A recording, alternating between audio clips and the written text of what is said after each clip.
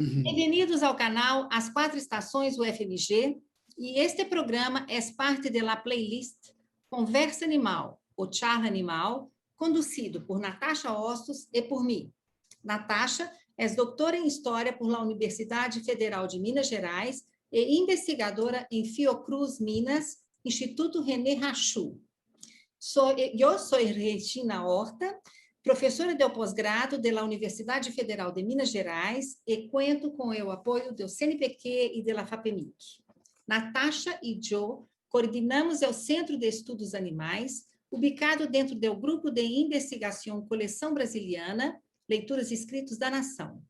Nosso objetivo é dialogar com investigadores de diferentes áreas do conhecimento, países e instituições que dedicam seu tempo, seu talento e seu entusiasmo ao estudo de los animais.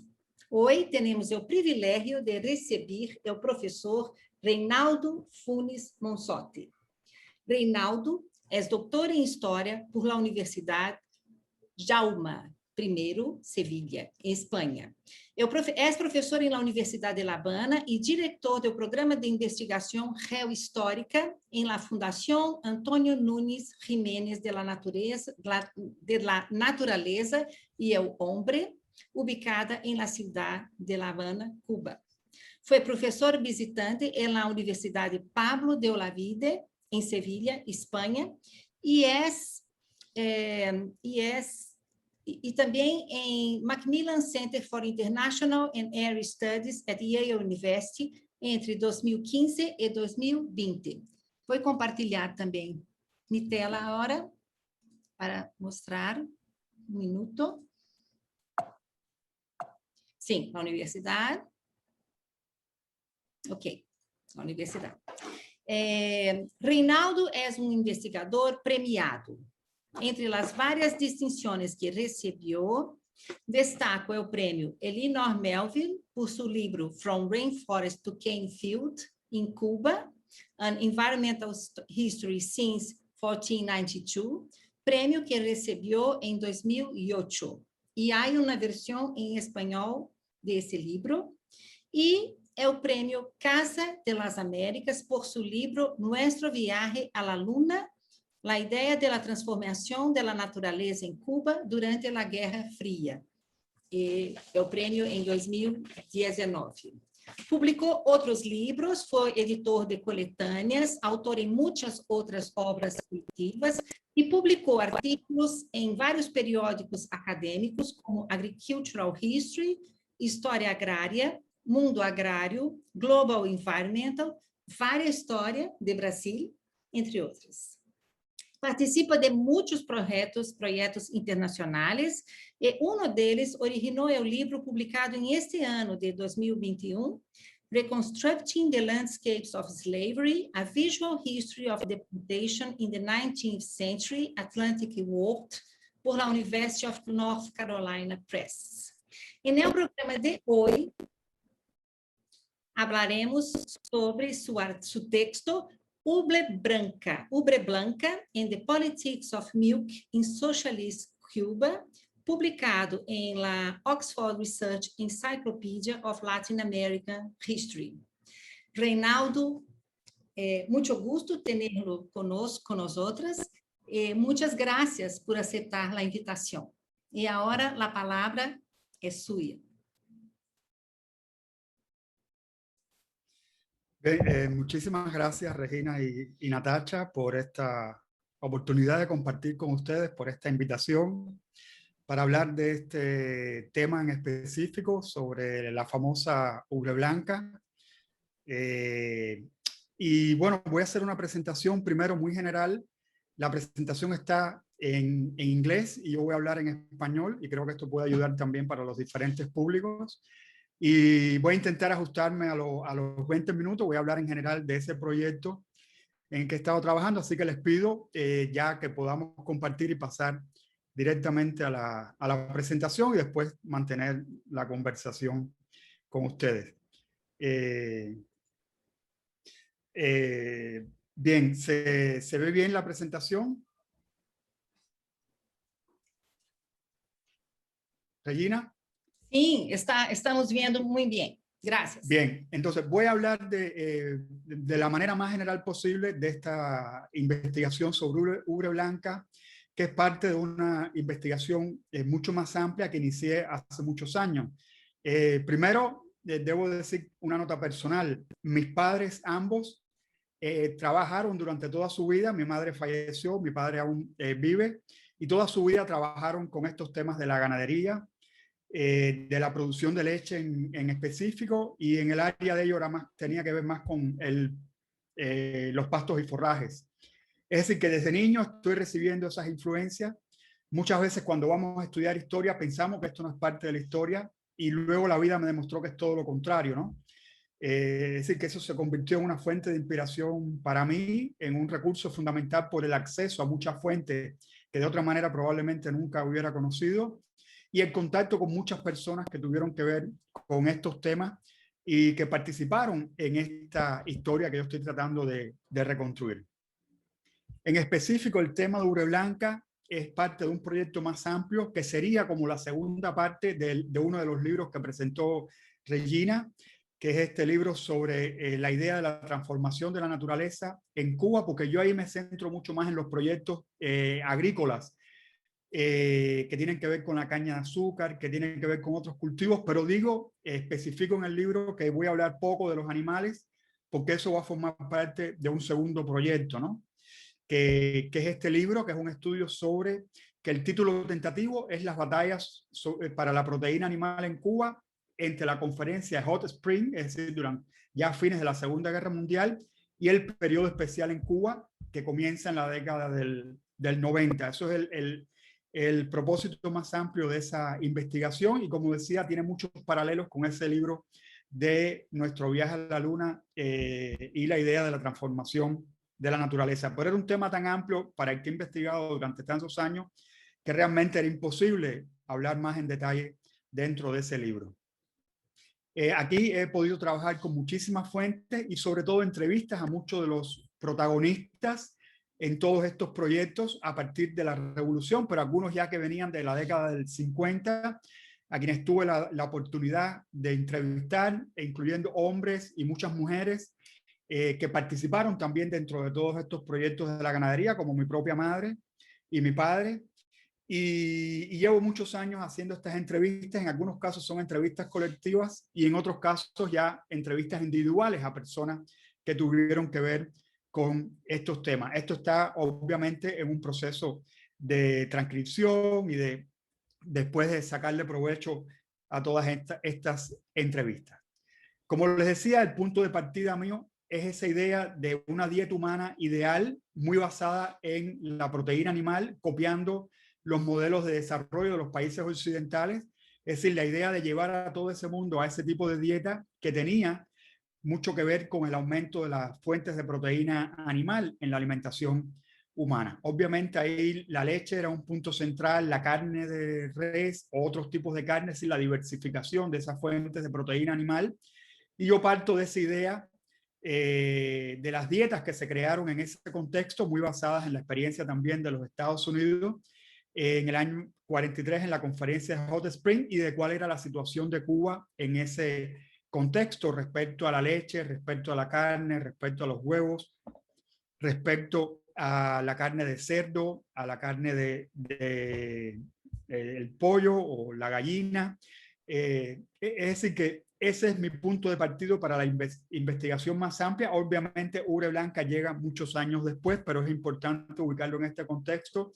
También yo creo que es muy importante estudiar todo lo que tiene que ver con la transición de la fuerza de trabajo animal, del uso de la fuerza de tracción animal, que es desplazada por un proceso de mecanización, y obviamente esto permite dedicar más atención hacia otros propósitos de la cría animal, en este caso de ganado vacuno, como es la producción de carne o de leche, que tendría que ver con ese contexto después de la Segunda Guerra Mundial. En Cuba se desarrolla mucha esa ganadería de carne en las décadas del 40 y del 50 por distintas razones, y el símbolo de esa ganadería fue el ganado cebú. Es decir, son procesos muy similares al Brasil, y algunas de las literaturas que he consultado sobre Brasil realmente muchísimos paralelos con Cuba, de este proceso de la incorporación del cebú como el principal ganado de carne de la ganadería cubana y el foco en la carne de res, sobre todo dentro de la dieta de la población. Obviamente, Cuba se convirtió en uno de los países del área del Caribe porque tiene mayor extensión dentro de las islas, incluso comparado con muchos de los países de la región de Centroamérica del Caribe. Es uno de los que tiene mejores condiciones para la ganadería, ¿no? De acuerdo a su extensión, de acuerdo a la proporción del suelo agrícola y la población humana y otros motivos, pero al mismo tiempo pude ver que era un consumo muy desigual. Es decir, mientras iba aumentando ese consumo de carne de res, el acceso a la carne de res era desigual, no solo entre los diferentes estratos de la población, sino también entre la ciudad, La Habana, la principal ciudad del país, y el resto del país. Y hay un proceso de concentración del mercado de carne en La Habana durante todos estos años de la década del 20 a la década del 50. Y la ganadería se convirtió también en el símbolo del latifundio por el acaparamiento de tierras para producir este tipo de ganadería de carnes, y junto con la industria azucarera, que en buena medida estaba en manos de capital extranjero, norteamericano, estadounidense. Sobre todo, la ganadería era el símbolo del latifundio y, por tanto, uno de los objetivos fundamentales de la reforma agraria que comienza tras el triunfo de la Revolución en 1959, desde la primera ley de reforma agraria, y los primeros grandes conflictos ocurren con este sector de la ganadería, los grandes ganaderos que controlaban esa ganadería, que eran los mayores beneficiarios de la ganadería de carne. Es decir, aquí hay un gran cambio en la historia de Cuba, obviamente, de las relaciones tan estrechas con Estados Unidos al campo de los países comunistas, con la Unión Soviética o China, que están dentro de ese contexto. Y es algo que también tenemos que tener en cuenta porque Cuba, gran parte de la proteína animal que consumía venía de los Estados Unidos, gran parte de los productos agrícolas venían de los Estados Unidos, y por tanto, al producirse el embargo, el bloqueo de los Estados Unidos, uno de los sectores más afectados fue el de la alimentación y el de la proteína en general. Es cierto que en Cuba se producía la carne de res, la mayor parte de la carne de res que consumía la población, y gran parte de la leche, pero también se importaban muchos productos de origen animal desde los Estados Unidos. Es decir, la reforma agraria desde los primeros momentos estuvo buscando esa manera de aumentar la producción de proteína animal en Cuba, y desde el inicio se implementan grandes planes de modernización de esta producción ganadera. Desde la primera ley de reforma agraria y sobre todo a partir de los años 60 y 61, cuando empiezan a llegar muchos de los expertos en estos temas, desde Europa, desde Latinoamérica, de la ONU, que empiezan a llamar la atención enseguida de la necesidad de diversificar la dieta de proteína animal y de poner énfasis en la leche. Por ejemplo, René Dumont, un famoso agrónomo francés, Jacques Chonchol, que viene desde Chile, que después fue asesor de Salvador Allende durante la reforma agraria. Y bueno, se comienzan a implementar muchos de estos temas. A mí me llamó la atención también cómo ya había también preocupación por las cuestiones ambientales o ecológicas, ¿no? Por ejemplo, René Dumont escribió en uno de sus primeros reportes en Cuba, en su visita del año 60, que la leche era más necesaria para la salud de los jóvenes cubanos que la carne, porque la leche requería de 1 a 2 unidades de concentrados por litro de leche, a diferencia que la carne, con 1 kilogramo de carne de res, que requería de 10 a 20 unidades de concentrado. Es decir, hay una preocupación que tiene que ver mucho con la misma preocupación actual de los impactos de la carne de res sobre el medio ambiente y de los daños ambientales de una dieta basada en la carne de res. Pero bueno, el ideal en aquel momento era una alta proporción de estos alimentos de origen animal, aunque en Cuba desde un principio se planteó la necesidad de disminuir el consumo de carne de res, de hacerlo más equitativo hacia el resto de las provincias, que no se concentrara solo en La Habana, y aumentar otras fuentes de proteína animal. Aquí está uno de los primeros proyectos, uno de los primeros planes que se elaboraron sobre la base de esos estudios hechos en este caso por un francés que viene acompañando a Dumont a Cuba. Él plantea que había que aumentar la producción de leche, la producción de huevos, la producción de puerco, la producción de pollo, y toma como modelo la dieta de algunos países de Europa y de Estados Unidos, que como sabemos era una dieta muy concentrada en estos productos de origen animal. Estados Unidos, por ejemplo, cuando Cuba, una de las estadísticas planteaba que se consumían 250 libras de leche, en Estados Unidos se consumían 775. Cuando se planteaba la carne de res, la diferencia no era tan grande, incluso en Cuba se consumía más carne de res que en muchos países europeos, pero era un consumo mucho más bajo de carne de pollo, de gallina. Eran 4.5 libras en comparación con 28.5 en los Estados Unidos. Huevos eran 50 anuales en comparación con cerca de 400 en Estados Unidos. Es decir, este tipo de comparaciones era muy común en aquellos momentos y sobre esa base se elaboraron los primeros planes para la modernización de la ganadería.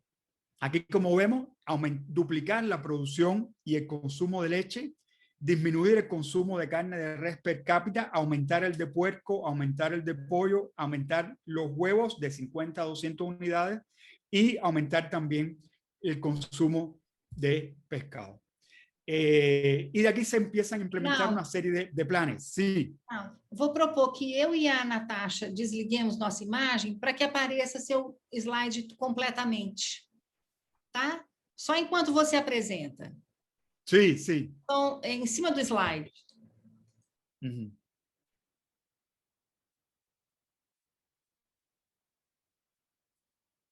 Aí está bem? Está bem.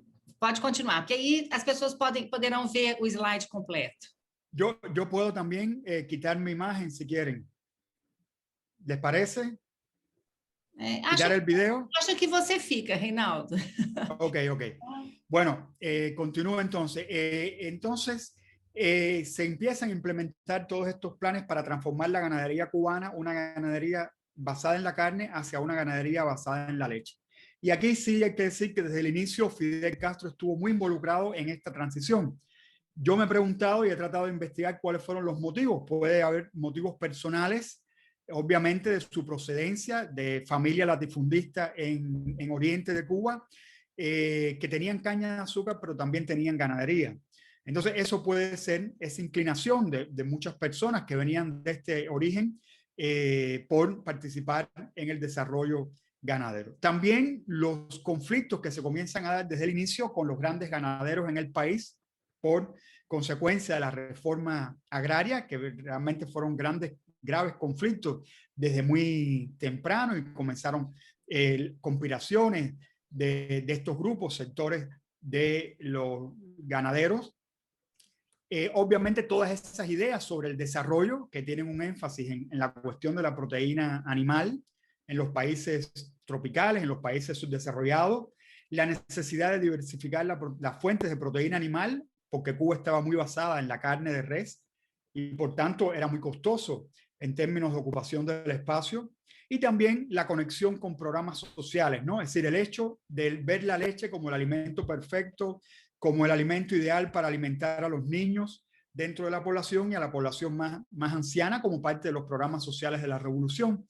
Todo esto conduce a esa idea sobre la modernización de la ganadería y a una serie de sueños en la década del 60 para incrementar la producción lechera en Cuba. Es decir, hay expresiones como tener ríos de leche con la gran cantidad de leche que Cuba iba a obtener a partir de esos planes, emulando a los países más desarrollados, tener una gran cantidad de millones de cabezas de ganado, convertir toda la Cuba en una feria ganadera, que era donde se representaban, digamos, los principales logros de esa ganadería, una alimentación basada en pastos y forraje y no en concentrados, proveer de cerca de 2 litros de leche por persona para la alimentación humana, un grado de ocupación del espacio muy intensivo, que obviamente era muy difícil de lograr, y dentro de esos sueños el deseo de tener una vaca que fuera una gran productora de leche, ¿no?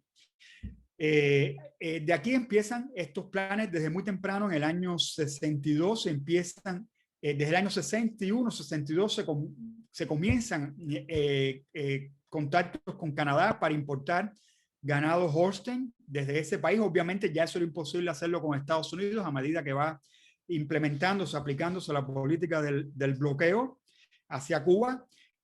todas esas relaciones anteriormente se hacían básicamente con los Estados Unidos, y entonces Cuba va hacia Canadá en esos primeros años en búsqueda de los sementales y de los ejemplares de las diferentes especies para transformar la ganadería cubana desde el punto de vista genético, y también para obtener varias de las nuevas tecnologías para intensificar la producción de leche. Uno de los principales, de las primeras importaciones fue este semental canadiense Rosafé Signet, que llega a Cuba en estos primeros años, a fines del año 60, alrededor del año 62. Él había sido un gran campeón en Canadá en el año 58 y 59, y él es considerado el padre de la ganadería lechera en Cuba. Aquí vemos la tumba de Rosafé, que muere en el año 66 en el Centro de Inseminación Artificial, y se le dedica este monumento por el aporte que había hecho la ganadería cubana a partir de la utilización de su semen para los grandes planes de inseminación del gobierno cubano para crear una ganadería lechera. Es decir, esto da una idea de la importancia, y por eso lo menciono, porque es un antecedente importante de Ubre Blanca, ¿no? Que le hizo merecer incluso este monumento al fallecer, un monumento que también tuvo que ver Fidel Castro, ¿no? Con la erección de este documento. Es decir, hay todos estos planes con Canadá. Es interesante porque en medio de la Guerra Fría estos planes se hicieron con Canadá y menos con los países del campo socialista de la Unión Soviética, aunque también hay conexiones con esos países a través de científicos que vinieron a Cuba, pero se consideró que realmente los países más avanzados en todas estas investigaciones para el aumento de la producción láctea eran los países del campo occidental, de Europa occidental, de los Estados Unidos también, pero con los Estados Unidos era imposible, y básicamente Canadá para importar toda esta genética. Entonces hubo grandes contactos, grandes vínculos con Canadá, y se importaron durante muchos años este tipo de ganado, no solo ganado vacuno, sino también porcino y avícola, por ejemplo, a Cuba en esos momentos. Esto se ve también, por ejemplo, durante la visita de Pierre Trudeau a Cuba en el año 1976, donde se habló durante esta visita de todos esos intercambios que se habían sostenido con Canadá ya durante más de 15 años aproximadamente, ¿no? Es decir, eso da una idea de cuán fuertes fueron los vínculos entre Cuba y Canadá en esta área del fomento de la ganadería lechera. En Cuba y Canadá era uno de los países proveedores importantes a nivel de las Américas de este tipo de ganado de leche. También con Francia, por ejemplo, André Voisin, que fue el creador del pastoreo rotacional, visita Cuba en el año 64 para promover una alimentación basada en pasto, y esto es una de las cuestiones más interesantes de todos estos programas, porque desde un inicio el propio Fidel Castro apoyó una ganadería lechera, pero alimentada más a base de pastos que a base de concentrados y de pienso, porque consideraba que para las condiciones del trópico era mucho más eficiente hacerlo a base de pasto, y además para no competir con la alimentación humana. Es decir, hay valoraciones ecológicas interesantes en todos estos años, y se comienzan a crear una serie de instituciones. Esto es un ejemplo, el Instituto de Ciencia Animal, que se crea a partir del año 65, y cuyos primeros directores, el primer director en específico de esta institución fue un científico inglés de la Universidad del Rowett Institute, asociado a la Universidad de Aberdeen en Escocia, que viene a ser el primer director y fue el director hasta el año 72 de esta institución, y vinieron muchos científicos ingleses en aquellos momentos y de otros países también. Es decir, esto es una de las cuestiones más interesantes de toda esta historia en medio del contexto de la Guerra Fría, y se crearon muchísimas instituciones en Cuba para apoyar esos programas ganaderos y de la ganadería lechera en particular. Aquí vemos algunas de esas instituciones: el Instituto de Ciencia Animal, el Centro Nacional de Salud Animal, que estaban entre las más avanzadas de América Latina en esos momentos. También una gran infraestructura para modernizar las zonas rurales dedicadas a la producción de leche, la creación de nuevas comunidades para con todas las facilidades en estas comunidades, y también grandes planes de creación de capacidad científica, ¿no? De capital humano, en este caso, por ejemplo, en la veterinaria, para atender todos estos grandes planes de la ganadería. Y así fue transitando desde la década del 60 hasta fines de la década del 70, transformando grandes áreas del espacio cubano en esta ganadería intensiva dedicada a la producción de leche, ¿no? Y estos fueron muchos de los nuevos paisajes que se crearon, sobre todo en los alrededores de La Habana y alrededores de la capital, de las capitales de provincia, en orden de suplir de leche al mercado interno. Estos no fueron planes que estuvieran vinculados a la exportación, sino más bien abastecer el mercado interno en Cuba. Un proceso de modernización que tiene que ver con la inseminación artificial, con la implementación masiva de programas de cruzamiento entre Holstein y Cebú, la creación de nuevos pastoreos, zonas de pastos para suplementadas con la caña de azúcar, con los derivados de la caña de azúcar que podían servir para la alimentación animal, la creación de este tipo de infraestructura como la que vemos en esta imagen, nuevas lecherías, ¿no?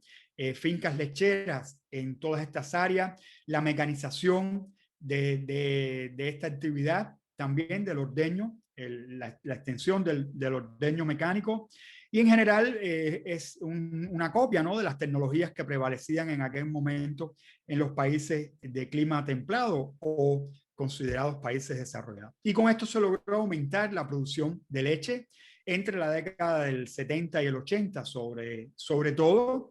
En algunos casos se habla de una duplicación, en otras de un aumento en 3 veces. Esto es algo que está por precisar porque tiene que ver mucho con el punto de partida, que a veces es muy impreciso todavía la estadística lechera de los primeros años de la década del 60.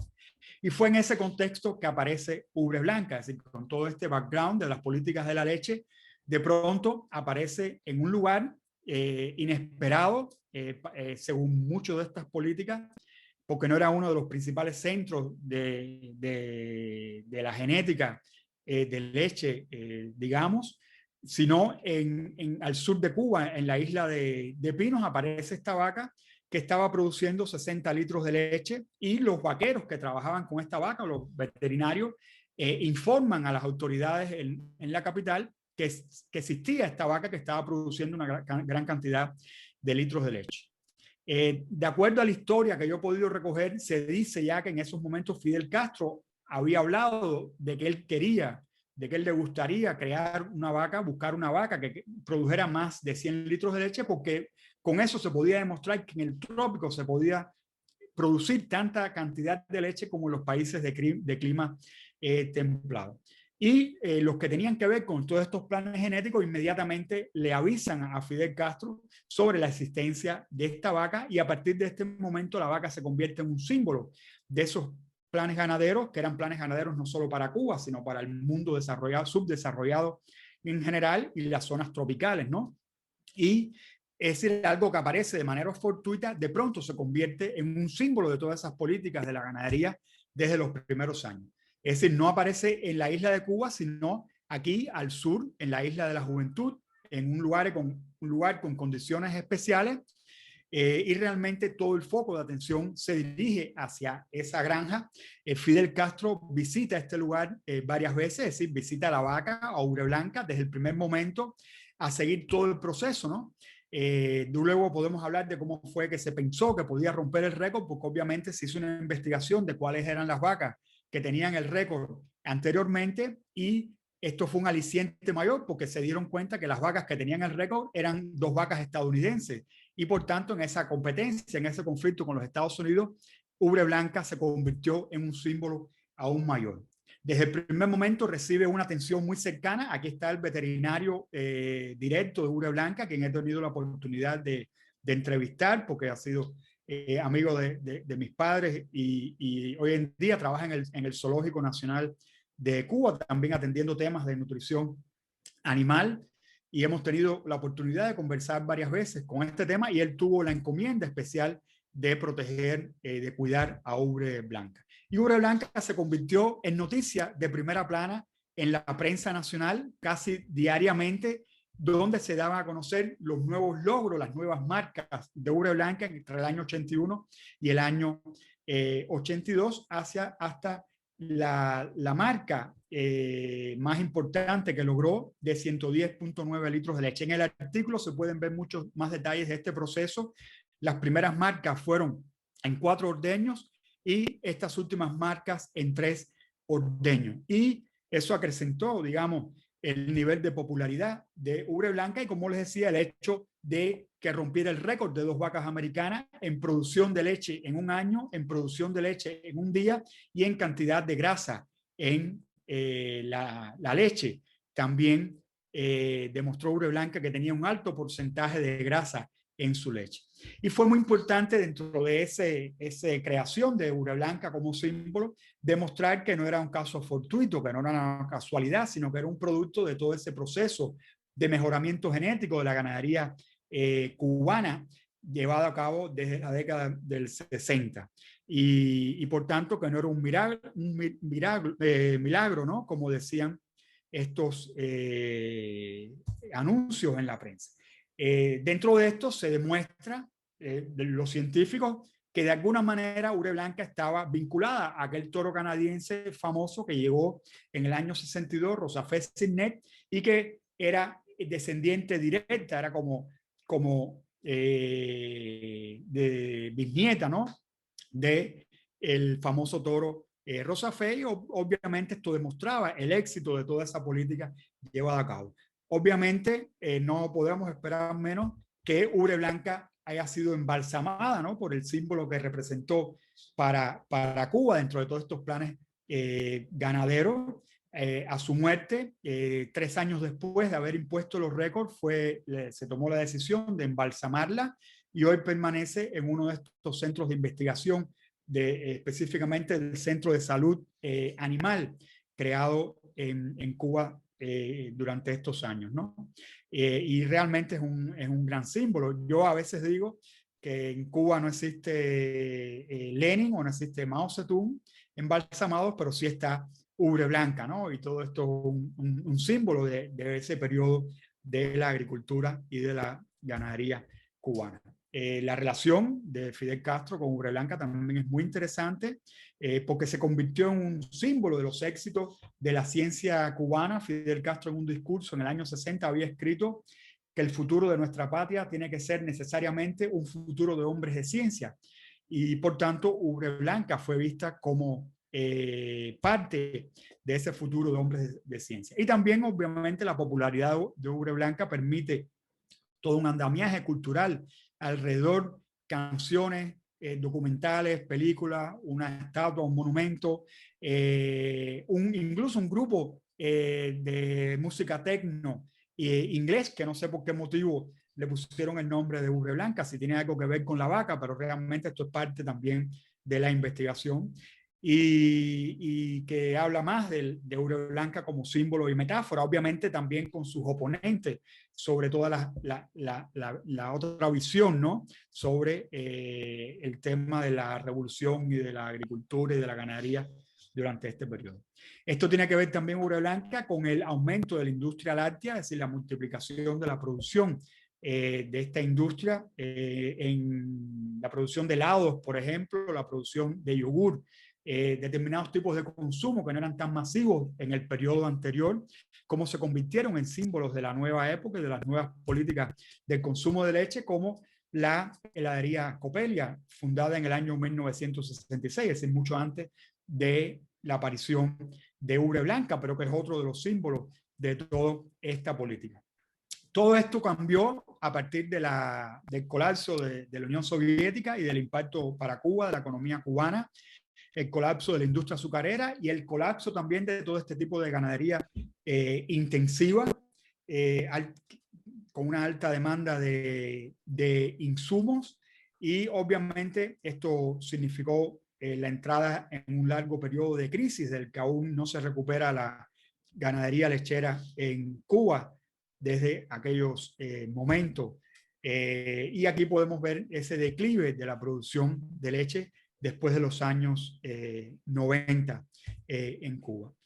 Un declive también, por ejemplo, en la cantidad de sabores de Coppelia, cuando teníamos muchísimos sabores al principio de la década del 60, cuando se inaugura Coppelia, hasta un solo sabor luego en la época de la crisis del llamado periodo especial. Tiene que ver en general con la caída de la producción interna de otras fuentes de proteína animal también, y con un replanteamiento de la ganadería hacia un ganado menos exigente de acuerdo a las condiciones del clima, por ejemplo, la importación del búfalo de agua, de animales más resistentes a la sequía y no tan exigentes como el ganado Holstein. También una reivindicación del ganado cebú en comparación con el Holstein. Y esto se puede ver también a nivel regional, porque este tipo de ganado era muy popular en las que habían sido antiguamente las principales zonas ganaderas o que lo continuaron siendo de una manera u otra, donde podemos ver este tipo de representación también del ganado cebú. Finalmente, bueno, en los últimos años se inauguró un monumento dedicado a Rosafé en la feria ganadera, pero a mí me gusta decir que el fin real, de alguna manera, el fin de esta historia, lo podemos tomar a partir de que se le rompió el récord de ubre blanca precisamente por una vaca brasileña, una vaca creo que de Minas Gerais, específicamente con características muy similares a ubre blanca, que impuso un nuevo récord de producción de leche en un día, más de 30 años después de los récords de ubre blanca. Y como decía, con características muy similares en la feria de Uberlandia, creo que se denomina. Así que bueno, ahí hay un vínculo muy interesante entre Cuba y Brasil, entre esa competencia, digamos, de alguna manera, por convertir a estos animales en símbolos de determinados procesos, como fue el del aumento del consumo de leche durante ese periodo de la revolución en Cuba, y en el caso de Brasil también actualmente, y de Minas Gerais como gran productora de leche dentro del contexto brasileño. Así que bueno, muchísimas gracias, y podemos ahora dar paso a las preguntas. Sí. Muchas gracias, Reinaldo. Muy bonita a apresentação e a história de ubre blanca, muito fascinante. Natasha, passo a palavra. Sí. Gracias, Regina. Gracias, Reinaldo. Reinaldo, su artículo conecta a vida de um animal individual, a vaca ubre blanca, com o contexto político, econômico e social de Cuba. ¿Cuáles fueron los desafíos teóricos y metodológicos al tratar con este ser individual y no solo con la categoría de especie o con el concepto genérico de animal? Bueno, muchas gracias, Natasha. Y es una pregunta bastante compleja, ¿no? Difícil de responder por diferentes motivos, ¿no? Obviamente lo ideal sería que uno pudiera hacer una historia desde el punto de vista de ubre blanca, pero eso realmente resulta imposible, ¿no? ¿Qué sintió? ¿Cómo vivió ubre blanca todos esos cambios alrededor de su vida, de ser una vaca que estaba en un cuartón muy tranquila, a de pronto convertirse en un símbolo nacional y mundial, visitada constantemente? Entonces es algo complejo, ¿no? Que tiene que ver con la idea de hasta qué punto los animales tienen agencia, ¿no? En todos estos procesos. Es decir, estamos acostumbrados a que las historias individuales sean reservadas a los seres humanos que han dejado una huella profunda en la sociedad, y por lo general que cuentan con un grande caudal de información producida por estos mismos o por terceros, lo que no podemos tener de un animal, ¿no? Es decir, son historias que nos cuentan otras personas que estuvieron alrededor de ese animal, o que nos cuesta la prensa, nos cuesta los periodistas que escribieron sobre ella. Es decir, no tenemos esa misma posibilidad. Por eso tiene que ver con el debate de la agencia animal. Y yo recuerdo que uno de los primeros trabajos que yo leí sobre el tema de la historia de los animales, cuando escribí hace muchos años un artículo sobre la primera sociedad protectora de animales y plantas en Cuba, me llamó mucho la atención un trabajo que ponía a los animales, se preguntaba si los animales eran parte de la clase trabajadora, de la clase obrera. Y ponía ejemplos de señales de protesta de los animales a medida que fueron más explotados durante la Revolución Industrial. Entonces, es algo que a veces nos cuesta trabajo, ¿no?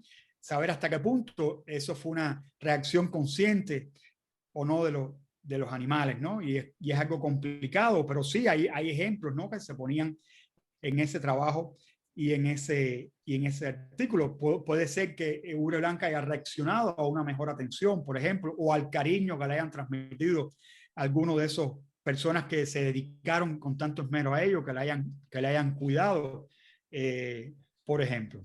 Entonces, yo creo que eso es importante, ¿no? Me gustaría indagar mucho más para ver cuál fue la agencia de Ubre Blanca a través de la descripción de estas personas que vivieron por ella desde el punto de vista biológico, desde el punto de vista social, o cómo reaccionaba cuando tenía un ternero, por ejemplo, cuando se le alimentaba con un tipo de alimento u otro, porque hay descripciones de ese tipo sobre la individualidad de Ubre Blanca, porque independientemente de formar parte del ganado vacuno en general de Cuba durante estos años, del ganado lechero, etcétera, sin duda el hecho de haberse convertido en una vaca tan famosa nos da la oportunidad de explorar más las individualidades de Ubre Blanca como animal. ¿Por qué se distingue de otros animales iguales a ella? ¿Qué es lo que hace esa peculiaridad de Ubre Blanca? Ahí los críticos dicen que simplemente Ubre Blanca lo que estaba enferma, y como estaba enferma producía más leche. Los que la cuidaban dicen que no estaba enferma, que no tenía cáncer, porque ese es uno de la mitología que existe alrededor de Ubre Blanca, ¿no? Que era un fenómeno que en realidad no era producto de esos planes genéticos ni nada, sino que fue una casualidad. Es decir, aquí hay de todo, ¿no? Y al final seguimos hablando de historias humanas, ¿no? De historias humanas de cómo se ven cómo vemos a los animales, cómo los tratamos, cómo compartimos con ellos. Yo creo que a partir de esa experiencia de las personas que estuvieron cerca, hasta cierto punto podemos acercarnos a la individualidad de Ubre Blanca, más allá de todas las noticias que salieron en la prensa, de todo lo que conocemos por otros medios, por otras vías, ¿no? Sus enfermedades, por ejemplo, cómo reaccionaba a esas enfermedades. Yo creo que es una pregunta muy, muy importante, porque yo creo que haciendo historia animal hay muchas oportunidades de hacer historia también de individualidades, ¿no? Y yo creo que esto es en todos los países. Pensamos que esto fue algo único de Cuba, pero hay muchísimos ejemplos de otros animales que han sido símbolos en otros contextos, en países tan distantes como Israel, por ejemplo. Hay muchos estudios sobre una vaca muy famosa de Israel en la década, hechos por una colega, sobre una vaca muy famosa en esos momentos. Y así hay muchísimos casos. Es decir, que la historia animal te da la oportunidad de hacer historia sobre un individuo específico de la especie o sobre toda la especie en general.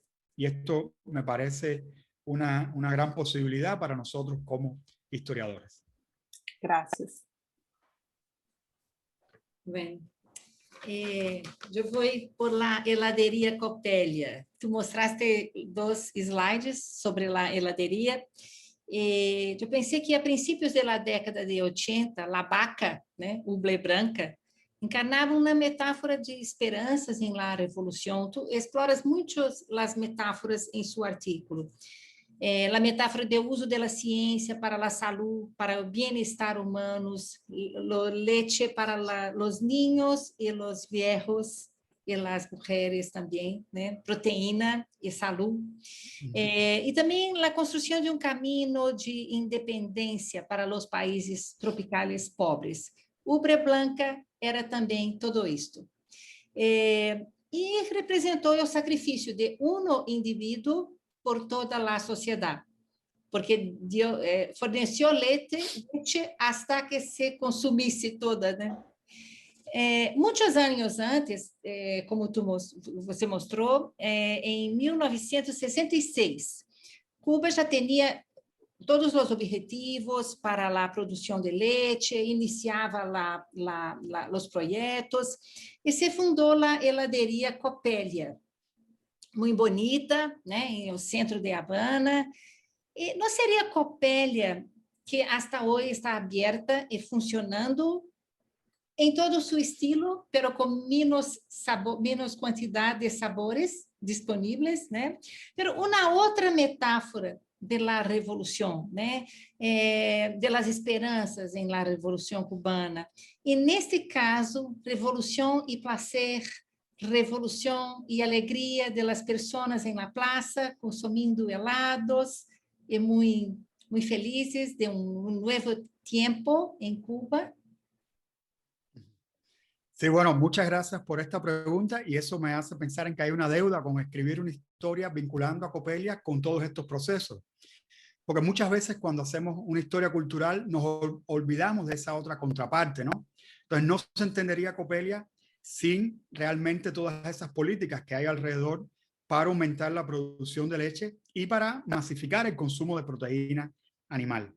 Es decir, no se explicaría, ¿no? Porque en definitiva se conoce que internacionalmente, ¿no? Hay países que tienen mejores condiciones para mantener una dieta a base de carne de res, pero en general mantener una dieta a base de carne de res es mucho más caro y mucho más desigual, ¿no? Porque es imposible, se conoce. Es decir, consumir 1 kilogramo de carne de res lleva 15.000 litros de agua. También, bueno, consumir leche hoy en día es muy criticado por también sus impactos ambientales, pero sigue siendo menos dañino. Y hay una cuestión también de la idea de la relación con estos animales, ¿no? Es decir, la ganadería de carne estamos matando como si fuera en un campo de concentración a los animales cada 2 o 3 años, muy intensivamente. Y sin embargo, una vaca que produce leche, el interés es mantenerla viva y mantenerla produciendo durante más años, ¿no? Es decir, la lógica yo creo que es distinta, ¿no? Y sobre todo que puedes alimentar a más personas. Entonces, Coppelia fue un símbolo de eso. Es decir, antes que nadie se imaginara que esos procesos iban a dar resultados, que iba a aumentar la producción de leche desde el punto de vista real, como ocurrió en los años 70 y 80, antes que apareciera una vaca de 100 litros, se hizo Coppelia. Y Coppelia era el símbolo de, como dice Regina, el placer de tomar un helado y de incrementar el consumo de helado a nivel de toda la población. Y eso se convirtió en algo que perdura hasta hoy. La gente hace filas de largas horas para comer un helado en Coppelia. Para ir a pasear, el paseo del fin de semana es ir a Coppelia a tomarse un helado. Y yo creo que es un símbolo muy interesante y muy bonito, ¿no? Respecto a eso también, a la pregunta de Regina, es interesante, ¿no? Porque es verdad que Ubre Blanca produjo hasta más no poder tanta leche y tuvo consecuencias para su salud, pero los científicos, los que la atendieron, también se congratulan de alguna manera de que la vaca no haya muerto inmediatamente después de hacer esos récords. Por alguna vía, ellos averiguaron que las vacas americanas, después que habían producido los récords que tuvieron antes de Ubre Blanca, habían muerto muy poco tiempo después. Entonces, Ubre Blanca vivió como 3 años más. Y ahí, bueno, fue objeto también de otros experimentos para la transmisión de embriones, el uso de los embriones de Ubre Blanca para lograr una descendencia de Ubre Blanca. Todavía están esos embriones allí y es algo también interesante por explorar. Es decir, yo creo que en Ubre Blanca también se puede ver hasta cierto punto el interés por cuidar al animal, ¿no? Es decir, no solo por explotarlo al máximo. Ubre Blanca primero tenía 4 ordeños, se dieron cuenta que eso era excesivo, era demasiado, bajaron el ritmo de ordeños hasta 2 y 3 de una manera, digamos, no tan agresiva con la vaca. Pero obviamente el objetivo era romper el récord de las vacas americanas, es decir, con esta competencia, esta pelea de David contra Goliat, en aquel momento no había mejor símbolo que Ubre Blanca o Coppelia y la gran producción de leche que se logra en aquellos años. En las escuelas, por ejemplo, mucho de ese consumo de la leche fue con objetivos sociales para las escuelas que se crearon en esos años en el campo y muchos de nosotros nos criamos con gran cantidad de leche dentro de esas escuelas. Eso es una historia mucho más compleja, ¿no? Pero muy bonita también porque tiene que ver, es decir, con la formación de una nueva generación bien alimentada y de la que algunos de nosotros somos parte, de los que ya somos más mayores, ¿no? Dentro de aquella época. Pero una pregunta excelente y hay que tomar la palabra tuya de hacer algo específico sobre Copelia, vinculándolo a todos estos temas, porque saben que Copelia es más famosa quizás por Fresa y Chocolate, el famoso film que obtuvo un premio en Hollywood, ¿no? Como mejor película extranjera, o por lo menos que estuvo nominada. No recuerdo si obtuvo un premio. Puede ser algo también para vincular con esta historia animal y con la historia de estos proyectos de la producción de leche y de Ubre Blanca a largo plazo también. Yo creo que hay muchas deudas con este tipo de políticas y con este tipo de personajes históricos, como podemos considerar a Ubre Blanca también. Ok. Eu tive a sorte de ter helado em Copélia com Débora e Reinaldo, e Tom e mi hijo. Tomamos helado. Muy bueno. Muy buenos recuerdos de esa Bueno. visita. Natasha, ¿quieres preguntar algo? Sí, ya respondiste un poquito en la pregunta anterior de Regina, pero voy a plantear mismo así la cuestión. En su texto es interesante cómo la vaca Ubre Blanca, al mismo tiempo que se la consideraba una máquina productora de leche manipulada para fines humanos, recibió el cariño del público. Al final fue sacrificada debido al desgaste físico acumulado. ¿Encontraste en la documentación algún tipo de debate ético sobre las condiciones y límites en la creación de los animales de producción? Sí, bueno, esto es una pregunta realmente muy interesante. Por eso respondí un poco eso, que no fue, es decir, que sobrevivió 3 años a sus récords. Incluso tuvo descendencia después de eso y la llevaron a un centro de investigación donde la atendieron su salud. Pero bueno, finalmente, como consecuencia, ya era una vaca, porque los récords de Ubre Blanca no fueron al inicio de su vida productiva, sino casi al final de su vida productiva también. Es interesante ver todas estas contradicciones, ¿no? Porque se esperaría que Ubre Blanca aparezca en algunos de los centros que estaban dedicados a eso desde el punto de vista genético, pero aparece de casualidad. Incluso Ubre Blanca, antes de ser Ubre Blanca, era un número. Claro, los que la atendían fueron los que le dieron ese nombre, pero en ese tipo de ganadería tan intensiva, donde necesita de tantas estadísticas y tantos controles, el animal es un número también. Entonces, eso es algo que me gusta como metáfora también, cómo algo se convierte de un número o una estadística en algo tan individualizado como fue Ubre Blanca, ¿no? Que se convierte en... Todo el mundo conoce Ubre Blanca, todo el mundo conocía, tenía que hablar de Ubre Blanca ese día, en los discursos de Fidel Castro, las noticias de la prensa. Entonces, toda la atención volcada a Ubre Blanca, pero yo pienso que tiene que ver con el contexto también, ¿no? El conflicto con los Estados Unidos, el ascenso de Reagan al poder, es decir, fue algo que permitió dar esperanza. Entonces ahí la vaca cumple una gran función, ¿no? De manera inconsciente, porque tendríamos que preguntarnos si Ubre Blanca fue consciente alguna vez de toda esa atención que estaba acaparando, ¿no? Hacia ella. Y obviamente hay muchos debates, muchos de las visitas mismas de Fidel Castro sobre el modo en que se hablaba de cómo tratar a Ubre Blanca. Hay un detalle que, por ejemplo, se insistía mucho en que se alimentara con pasto, o que Ubre Blanca comía muchos pastos, vinculándola a una alimentación más natural, por ejemplo. Por supuesto, todo el cuidado veterinario que tenía por parte de las personas que la atendían. En Cuba no hay un debate tan grande sobre la cuestión de la experimentación animal, realmente, ¿no? Entonces, esto es algo que habría que indagar mucho más, ¿no? ¿Qué tipo de reacciones hubo en contra de la experimentación que se hizo luego con Ubre Blanca, que es una experimentación que tiene que ver con también la ciencia, ¿no? El deseo de conocer, el deseo de implementar estas nuevas tecnologías, como la transferencia de embriones, por ejemplo, ¿no? Pero yo creo que sí, que pueden encontrarse preocupaciones éticas en cuanto al trato de los animales, ¿no? Habría que ver de la misma relación de Fidel Castro con Ubre Blanca, ¿no? ¿Qué nos puede decir esto de la personalidad de Fidel Castro en su relación con los animales? Porque ya tenemos un antecedente que fue el monumento que se le dedicó a Rosafé Signet, el toro canadiense, cuando falleció en el 60, y luego la decisión de embalsamarla, ¿no? Para que las generaciones futuras conocieran de la existencia de esa vaca. Y a mí no me parece mal, es decir, no me parece mal que los personajes históricos no sean solo los seres humanos, sino que también sean otras especies, personajes históricos, ¿no?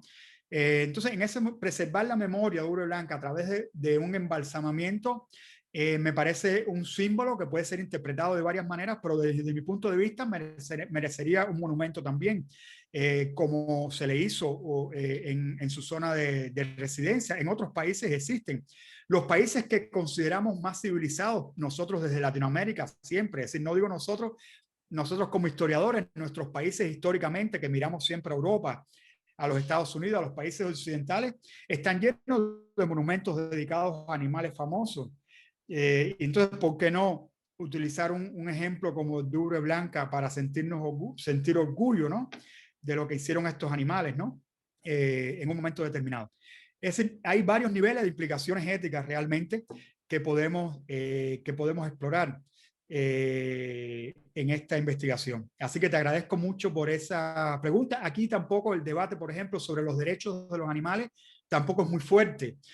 Como no sé cómo será en Brasil, pero en otros países es un debate muy fuerte la cuestión de los derechos de los animales, ¿no? En Cuba, por mi experiencia, no es tan fuerte, pero las personas empiezan a preocuparse más por estos temas también de los derechos de los animales, ¿no? Entonces, bueno, eso es parte de mi respuesta por el momento a tu pregunta. Excelente. Muchas gracias. Tenho uma pergunta, pero o tempo se está acabando, pero vou fazê-la. Sí. Porque houve uma imensa inversión en capital humano y la formación de técnicos, de investigadores, de acuerdo con los proyectos para la política de leite. Em 1962, é o Instituto de Pastos e Forragens de Índio Hathaway. Em 1965, o Instituto de Ciência Animal. 69 é o Centro Nacional de Salubridade Animal. Em 70, é o Centro de Investigação do Melhor Animal de la Ganaderia Tropical. E tu mostraste a decadência da indústria, pero estas instituições, como estão? Funcionam? Há pesquisas? Qual é o destino dessas instituições e seus cientistas? Sí, voy a aprovechar y brevemente compartir estas imágenes mientras doy mi respuesta. No sé si se ve bien. Algunas imágenes de Ubre Blanca aquí, y a esto, bueno, podríamos después indagar un poco más en estas fotos, en los comportamientos de Ubre Blanca. Estos centros se mantienen funcionando. Es decir, yo he visitado muchos de estos centros, he hecho entrevistas en esos centros, personas que trabajaron en estos centros, y es algo impresionante que a pesar de toda esa gran crisis que hubo en la ganadería de leche en Cuba, estas instituciones permanecen. No conozco de ninguna que haya sido cerrada. Es decir, es interesante porque al mismo tiempo que vemos que la infraestructura productiva colapsó o está muy deteriorada, estos centros se mantienen y se mantienen bastante decorosamente a pesar de las necesidades económicas que tenemos en Cuba, ¿no? En mucho sentido. Como se mantiene Copelia, como se mantienen muchas de las comunidades que se crearon para esta política, porque eso es algo muy interesante. Siempre, y tiene que ver con la historia de Cuba, hubo como un contraste, una contraposición entre lo que representaba la industria azucarera y lo que representaba la ganadería. Y en todas estas políticas está muy presente, ¿no? Entonces, en la ganadería había que tener otro tipo de comportamiento que no se podía tomar de la industria cañera, por ejemplo. El trabajo voluntario era más para la industria cañera que para la ganadería, ¿no? Porque necesitaba más esmero, más cuidado, más atención. Necesitaba, en una palabra, más amor de las personas que estaban trabajando para la ganadería, en el trato de los animales, por ejemplo, ¿no? Entonces, estas instituciones permanecen. Aquí ven algunas de las fotos en estas instituciones, en recorridos que he podido hacer, no solo en La Habana, sino fuera de La Habana, también aquí en el Instituto de Ciencia Animal, con muchos de los protagonistas de estas historias, el Centro Internacional de Mejoramiento de la Agricultura Tropical. Todas estas instituciones han dado servicios alrededor del mundo, a África, América Latina, en muchos países. Los técnicos, los científicos han ido como asesores de muchos planes ganaderos en esos países. es increíble porque muchas veces las cosas que no se lograron en Cuba, estos científicos fueron a otros países y se hicieron en esos países basados en mejores condiciones económicas, en muchos casos. Aquí está el Instituto de Ciencia Animal. Toda la Concepción eran centros muy modernos en su época y se mantienen. De hecho, muchos de estos centros tienen relaciones con muchas instituciones brasileñas y hay mucha interacción con instituciones brasileñas. El Centro Nacional de Salud Animal, esta es la maqueta, se mantiene también funcionando. Es decir, que toda esa infraestructura, y aquí también en una de las visitas, de los recorridos que pude dar con mi padre y otros de estos científicos, ahí con Ubre Blanca en el Centro Nacional de Salud Animal. Es decir, que esas instituciones, aquí el Centro de Inseminación Artificial Rosafé Signet, donde están los sementales todavía, no hay un equivalente probablemente a Rosafé, pero hay otros parecidos.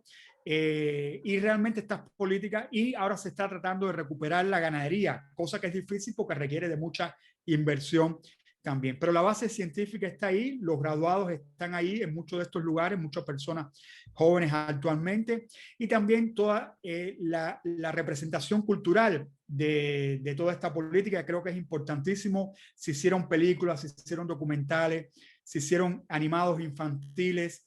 Es decir, que hay muchísimos que nosotros como investigadores podemos rastrear, y muchas comunidades a lo largo de Cuba.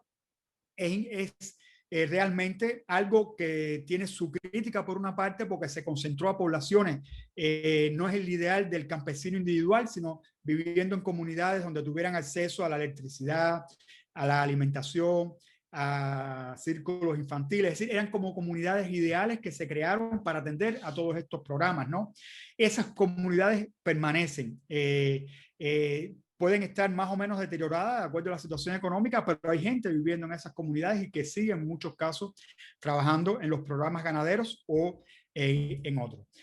Así que bueno, es algo también que yo creo que es muy importante esa pregunta, porque de alguna manera es la herencia, como lo es Coppelia, de muchas de esas políticas que dieron lugar o en las que surgió Ubre Blanca como un símbolo y una metáfora, ¿no?, del papel de la leche para las nuevas generaciones de cubanos. Gracias, muchas gracias. Reinaldo, la historia de Ubre Blanca une la historia de los animales, la historia de la Revolución Cubana, la historia de la ciencia en Cuba y también de la industria de leche en todo el mundo. Una historia muy bonita, muy fascinante. Sí. Muchas gracias por compartir esta historia con nosotros. Muchísimas gracias a ustedes por la invitación, por la oportunidad de compartir sobre esta historia, que seguramente habrá muchas historias en común con Brasil, con Minas Gerais, como vemos con la nueva recordista mundial. Y yo creo que eso es algo que es muy bonito de este tipo de historia también, que no son historias nacionales exclusivamente, ¿no? Pero como dice Regina, que une a muchas historias también. Como toda historia puede tener una versión completamente de otra versión negativa o muy crítica, sí. Pero yo creo que la historia también tiene que dar esperanza, tiene que ser hasta cierto punto optimista, ¿no? Y entonces esa es mi visión de la historia de Ubre Blanca. Así que muchísimas gracias. Un placer por su tiempo, su participación. Un placer compartir con ustedes y con las hermanas y hermanos brasileños. Cuídense mucho. Sí. Muchas gracias a todos, Natasha, muchas gracias, Reinaldo, a todos que nos escuchan y nos asistem, sigam o canal e acompanhem a playlist com outras conversas animais. Muchas gracias.